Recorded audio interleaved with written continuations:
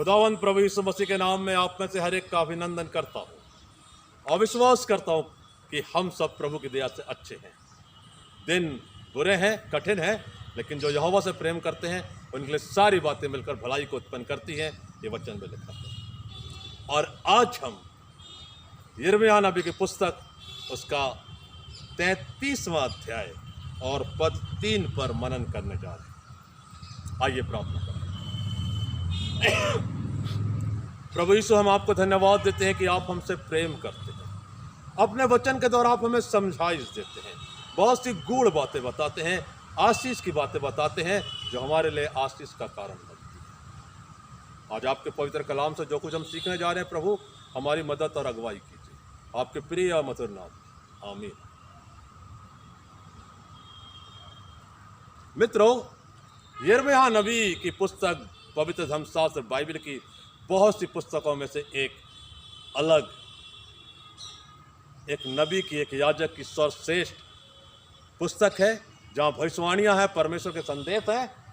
और यिर्मयाह ने बहुत अच्छा एक इस्राएल के लिए विलाप गीत भी लिखा है, पश्चाताप के लिए। जब वो बालक था तो वो कह रहा था परमेश्वर से कि मैं तो लड़का हूँ, बोलना नहीं जानता। तब प्रभु ने कहा, तू अपने को लड़का मत कह, मैंने तुझे अपने राज्य के विस्तार के लिए चुन लिया है, अधिकारी होने के लिए ठहराया है। और तब यिर्मयाह का जो चुनाव हुआ वो सबके लिए आशीष का कारण है। एक बहुत ही जबरदस्त संदेश को प्रचार करने वाला, सच्चाई और खराई से प्रचार करने वाला भविष्यवक्ता यिर्मयाह नबी, परमेश्वर के सामने बड़ी नम्रता और दीनता का जीवन बिताने वाला एक याजक है। और हर एक नबी, याजक और मसीही विश्वासी के लिए यिर्मयाह का जीवन एक उत्कृष्ट उदाहरण है और हमें उसके जीवन से सीखना चाहिए।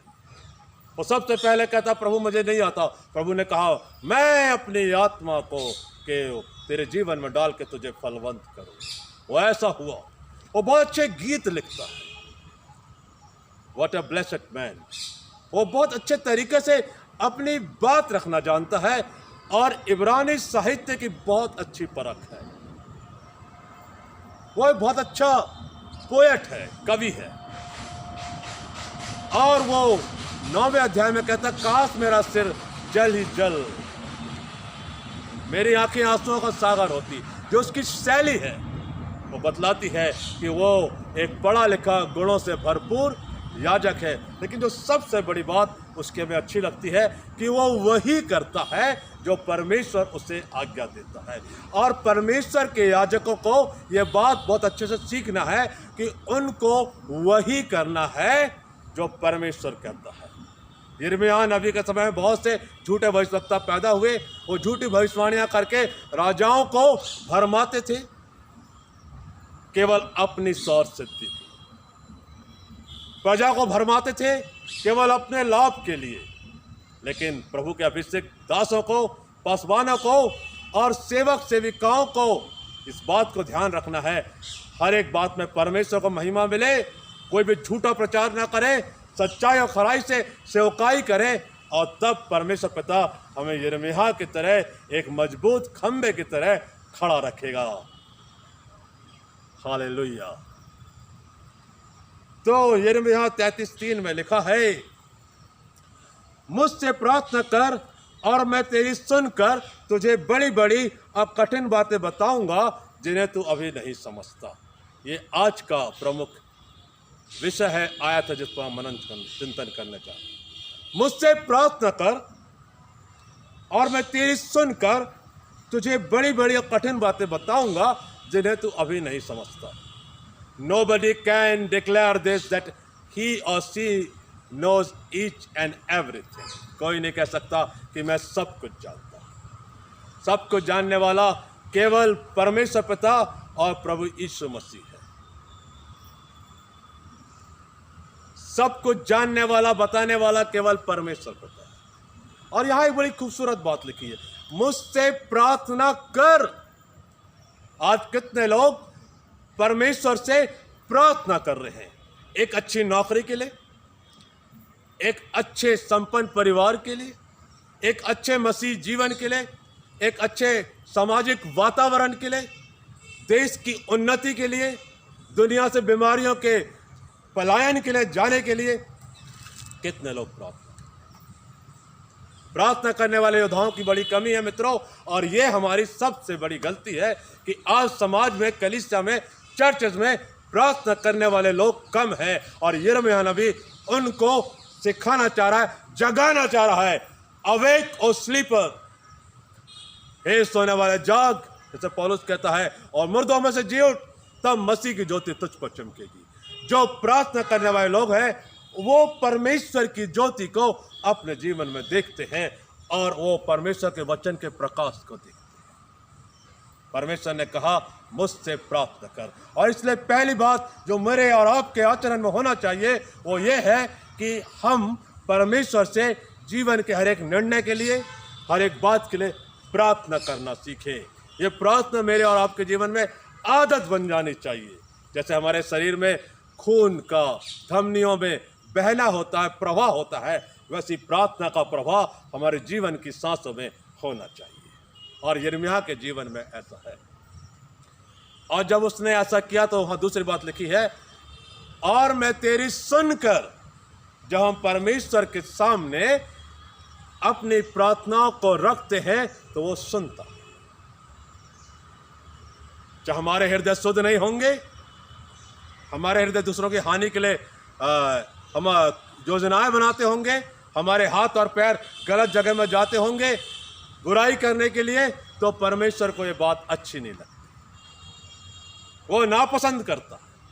फिर वो क्यों प्रार्थना सुने?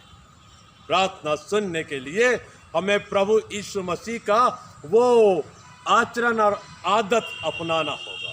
वो अकेले में, एकांत में, निर्जन स्थान में प्रार्थना करने जाया करते थे और परमेश्वर उनकी प्रार्थना सुनता था। आज प्रभु यीशु मसीह जो हमारे सबसे बड़े रोल मॉडल है, उनके समान कितने लोग प्रार्थना में अपना जीवन बिता रहे हैं और परमेश्वर उनकी सुन रहा है। दाऊद भजन संहिता में बार बार कहता है, मेरे मन को शुद्ध कर, जूफे से मुझे शुद्ध कर दे, क्योंकि मेरा अपराध मेरी आंखों के सामने बना रहता है। क्या आपने उसी दीनता, नम्रता से पश्चाताप करके प्रार्थना की है? और अगर की है तो मैं आपको ये बात परमेश्वर के नाम में 100% गारंटी के साथ कहता हूं, परमेश्वर आपकी प्रार्थना को सुनेंगे। आपके जीवन को परमेश्वर बदल देगा, आपके जीवन की रुकावटों को दूर कर देगा, बंद दरवाजे खोल देगा और आपके जीवन में वो स्वर्गीय आशीष से उंडेलता रहेगा, क्योंकि आप उससे प्रार्थना करना सीख गए हैं, क्योंकि आपने अपने पापों से पश्चाताप करके अपने आप को नम्र और दीन किया है और प्रार्थना कर रहे हैं। प्रार्थना कोई सामान्य वस्तु नहीं है कि आप, सामान्य बात नहीं कि आप होठों से बस कुछ शब्द कहते। बहुत से लोग बहुत अच्छी भाषा का प्रयोग करते, सोचते हैं कि परमेश्वर उनकी प्रार्थना सुन रहा। परमेश्वर को बहुत बड़े सुंदरात्मक शब्दों की प्रार्थना चाहिए, तो हृदय की वेदना, हृदय की भावना चाहिए। जैसे सदोम और अमोरा को बचाने के लिए परमेश्वर यहोवा के सामने खड़े होकर अब्राहम प्रार्थना कर, प्रभु 50 लोग अगर वहां पर धर्मी पाए जाएंगे तो क्या आप उन्हें इन नगरों को नाश नहीं करेंगे? प्रभु ने कहा 50 से 45, 40, 30, 20, 10, लेकिन उतना भी नहीं रहा। क्यों? क्योंकि सदोम और अमोरा के लोग परमेश्वर के लेखे में दुष्ट और पापी थे। जब हम अपने पापों को प्रभु के क्रूस के लहू बहते हुए दरिया में धो लेते हैं और परमेश्वर के सामने दीन होकर प्रार्थना करते हैं, तो हमारी प्रार्थना को सुनते हैं और फिर वो हमें वो बड़ी बड़ी और कठिन बातें बतलाता है जिन्हें हम नहीं समझते। यही बात तो परमेश्वर ने यिर्मयाह से भी कहा ना, तू मुझसे प्रार्थना कर और मैं तेरे सुनकर तुझे बड़ी बड़ी और कठिन बातें बताऊंगा जिन्हें तू अभी नहीं समझता। यिर्मयाह 33 में जो बात है वो यिर्मयाह के पूरे अध्यायों में से एक निचोड़ के रूप में अंश है। एक याजक के मुंह से परमेश्वर की वाणी को बतलाया जा रहा है। ये लोग झूठे प्रचार करके, झूठ भविष्यवाणियां करके राजा और प्रजा को ये झूठे भविष्यवक्ता बहका रहे हैं। उनसे कलीसिया के लोगों को, मंडली के लोगों को, मेरी प्रजा के लोगों को तू जतला दे कि वो अपनी नाम धराई दूर करें, क्योंकि उनको बंधुआई में जाना होगा। बहुत बार परमेश्वर पिता हमें एक बंधुआई के चक्र में डाल देता है, ताड़ना देता है, ताकि हम जीवन की बड़ी और कठिन बातों को समझें और फिर आशीष के भागीदार हो सके। बहुत से लोग जरा सी तकलीफ में घबरा जाते हैं। Just try to think why this is happening in our life. ये हमारे जीवन में क्यों हो रहा है? क्यों ये विपदा आ पड़ी? क्यों ये समस्या आ पड़ी? कहीं ऐसा तो नहीं हम परमेश्वर के वचन से दूर हटकर चल रहे थे और परमेश्वर एक पिता के समान हमें ताड़ना देकर सुधारना चाह रहा है और जीवन की बड़ी आशीष देना चाह रहा है। बंधुआई के काल में जाने के बाद ये लोग सुधरेंगे और एक निश्चित काल के बाद फिर मैं उनको लौटा के ले आऊंगा। ये बड़ी और कठिन बात तू जाकर उनको समझा दे। मैं यह गुप्त बात, कठिन बात बताना चाहता हूं कि ये लोग बीमार हैं। मैं उनको चंगाई का संदेश देना चाहता हूं। बहुत से लोग आत्मिक रूप से बीमार हैं, लेकिन वो स्वीकार करना नहीं चाहते। वो सांसारिक धन, मोह और माया को ही सब कुछ मान लेते हैं और कई बार ये भी कहते हैं कि हमारे ऊपर परमेश्वर की आशीष है।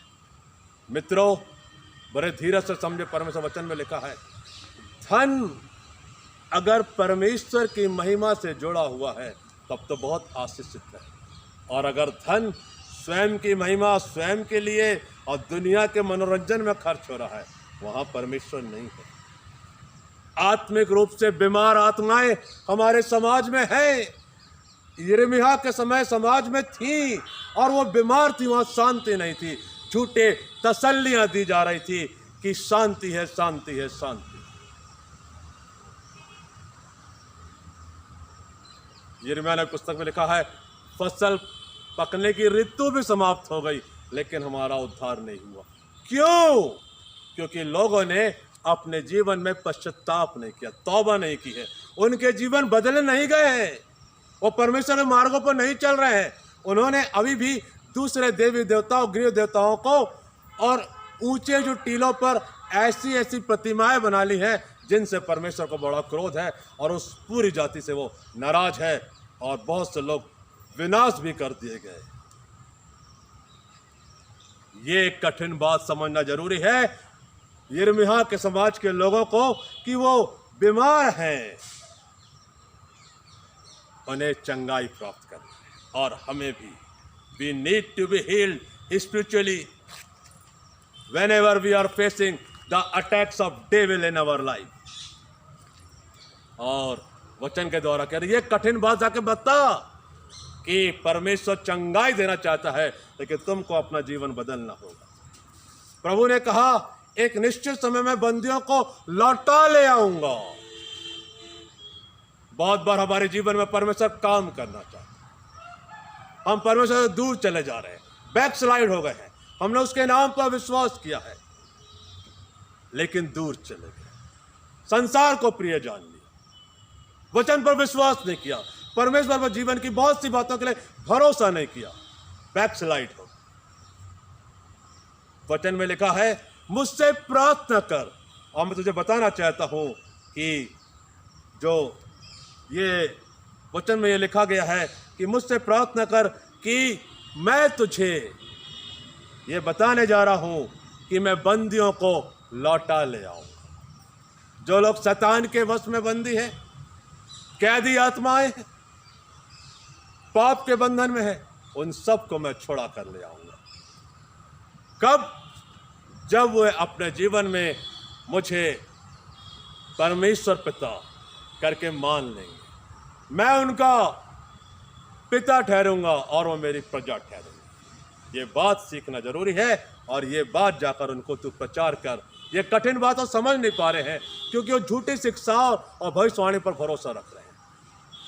और अगर तू भी नहीं समझ रहा तो मैं तुझे सिखा रहा हूं कि ये विनाश क्यों हो रहा है, इस्राएली समाज उजड़ क्यों रहा है, हमारे मकान खंडर क्यों बन गए हैं। यिर्मयाह नबी पुस्तक में लिखा है, क्यों चारागाह खत्म हो रहे हैं। क्यों अनाज की कमी है, क्यों युवावस्था में जो महिलाएं वो विधवा हो गई हैं, क्यों तकलीफ झेल रहे हैं, क्यों बच्चे सड़कों पर मारे मारे फिरते हैं। इस सारी दुख की बातें नहीं समझ रहे हैं लोग। और मैं तुझे बताना चाहता हूं, तू मुझसे प्रार्थना कर। हमें अपने अपने देश में इस बात को मूल्यांकन करना है कि हमारे देश में ये विपदाएं क्यों हो रहे हैं। Why the tragedies are taking place in our own countries? We need to re-evaluate, analyze why there is problems and tragedies and so many difficulties are coming in human life. Because the people of God have forsaken Him. They have rejected His commandments and words. और जब हम अपने जीवन में ऐसा करते हैं तो हमारे जीवन में हम बंदी हो जाते हैं, हमारी आज़ादी छीन लेते हैं शैतान और हमें अपना बंदी बना लेता है। और बुरी आदतों के वश में होकर, संसार के वश में होकर हम उद्धार से वंचित हो जाते हैं। इसलिए यिर्मयाह कह रहा है, फसल पकने की ऋतु भी समाप्त हो गई, लेकिन लोगों का हमारा उद्धार नहीं। तू जाकर उनको बता, तू मुझसे प्रार्थना कर। और मैं तेरे द्वारा लोगों को बताना चाह रहा हूं कि मैं उनके अधर्म को क्षमा करूंगा। आइडल वर्शिप, दूसरे देवी देवताओं की पूजा जो सत्य नहीं है उनको ईश्वर मान लेना, लकड़ियों का प्रतिमाएं बनाना, अपने आसपास के वातावरण को प्रतिमा का रूप देकर ईश्वर मान लेना, ये सारी बातें उनको बता जाकर, क्योंकि ये अधर्म है और इन बातों से परमेश्वर को क्रोध आता। मैं उनके अधर्म को क्षमा करूंगा।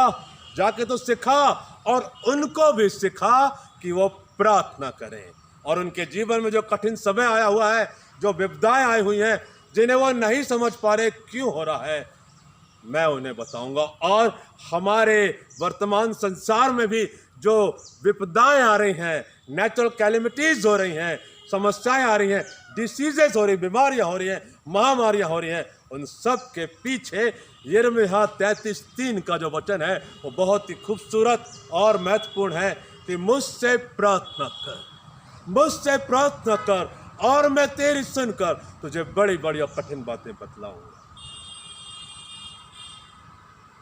और तब मेरे लोग सारी पृथ्वी में हर्ष और स्तुति और शोभा का कारण हो जाएंगे।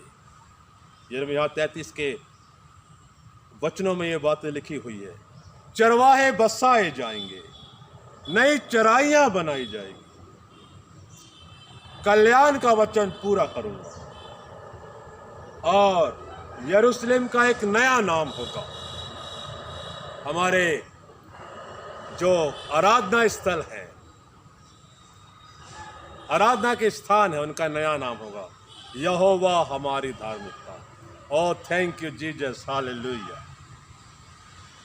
आज परमेश्वर हमें वचन के द्वारा प्रार्थना में जाने के लिए हमको जोर डालकर कह रहा है, मुझसे प्रार्थना। Prayer is the weapon that we can fight against the evil forces.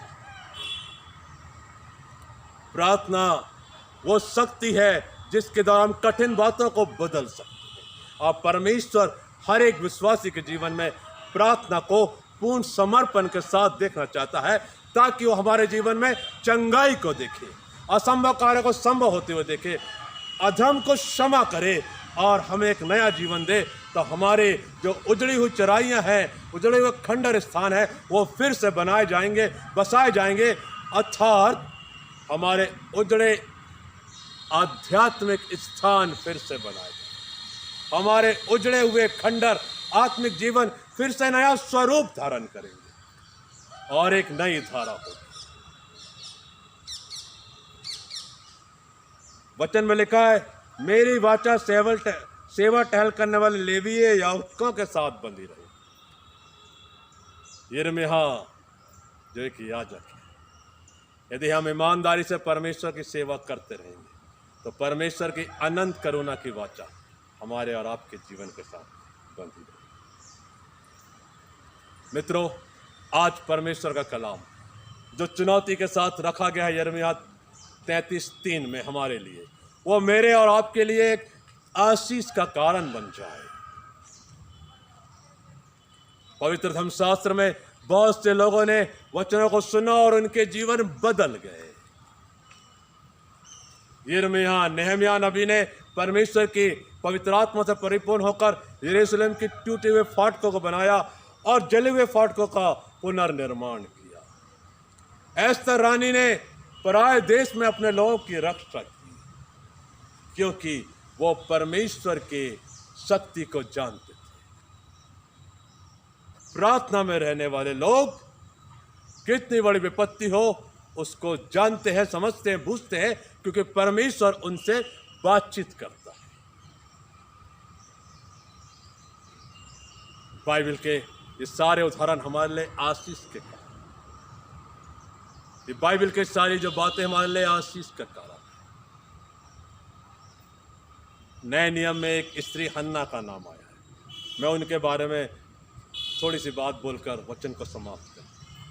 वो 84 बरस से विधवा थी, लेकिन वो उपवास और प्रार्थना करना नहीं छोड़ी, मंदिर की सेवा में लगी। What a tremendous, beautiful example of a praying lady.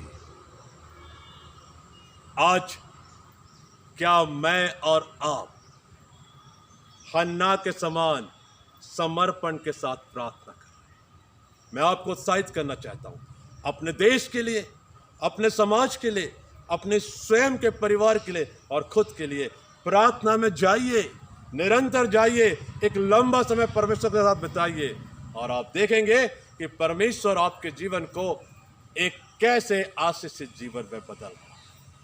वो कैसे आपके बच्चों के जीवन को आशीषित कर रहा है। वो कैसे आपके कोठरी को, धन्य धान्य की कोठरी को फलवंत रखा हुआ है। वो कैसे आपकी योजनाओं को सफल कर रहा है। वो कैसे आपके विचारों को नई गति दे रहा है। और ये सब तभी संभव है जब यिर्मयाह 33:3 में हम जाएं, मुझसे प्रार्थना कर और मैं तेरी सुनकर तुझे बड़ी बड़ी और कठिन बातें बताऊंगा जिन्हें तू अभी नहीं समझता। हम में से बहुत से लोग अभी भी जीवन की बहुत से कठिन बातों को समझ नहीं पाते। मुझसे बहुत से लोग आकर पूछते हैं, कहते हैं, पासवान महोदय, हमें बाइबल की ये बात समझ में नहीं आती, हमारे जीवन में ये घटना नहीं हुई, ये घटना हुई, उसका क्या कारण हमें समझ में नहीं आता। तब मैं उनसे हमेशा यही कहता हूँ, केवल समर्पण के साथ प्रार्थना, वचन के द्वारा उनको सिखाने का प्रयास करता है। हम भी लोगों की मदद करते हैं। जीवन में बहुत सी कठिन बातें आगे भी आएंगी, बड़ी बड़ी बातें आएंगी जिन्हें हम नहीं समझ सकते, लेकिन अगर हम परमेश्वर के सामने रखेंगे तो सारी बातों का वो उत्तर देगा और हल करेगा और हमें एक आशीषित जीवन प्रदान करेगा। वचन के द्वारा प्रभु आप में से हर एक को आशीष दे। आमीन। दुआ करें। खुदावंद, हम आपको धन्यवाद देते हैं, आपने अपने पवित्र कलाम के द्वारा हमसे बातचीत की। खुदावंद, हम धन्यवाद देते हैं कि प्रार्थना के द्वारा हम आपके साथ अपने रिश्तों को मजबूत करते हैं। फिर आप हमें बड़ी बड़ी कठिन बातें, गुप्त बातें सरल तरीके समझा देते हैं और हमारे जीवन के रहबर बनकर आगे ले चलते हैं। जितने भी लोगों ने आज वचन सुना है, सबको अनुग्रह दीजिए, बहुतायत का जीवन दीजिए, प्रभु यीशु मसीह के नाम से। आमीन। मित्रों, यदि आप प्रभु यीशु मसीह के वचन से आशीषित हुए हैं, निरंतर प्रार्थनाएं बने रहें, आशीषित हों। और मैं आपसे हाथ जोड़कर विनती करता हूँ, अपने लिए, हमारे लिए, पड़ोसियों के लिए, देश के लिए और परिवार के लिए निरंतर प्रार्थना करते हैं, इस विश्वास के साथ कि जो बातें हमारे जीवन में कठिन है वो प्रभु परमेश्वर प्रार्थना के द्वारा प्रकट करेंगे। प्रभु परमेश्वर पिता आप सबों को बहुत बहुत आशीष दे। आमीन। जय मसीह।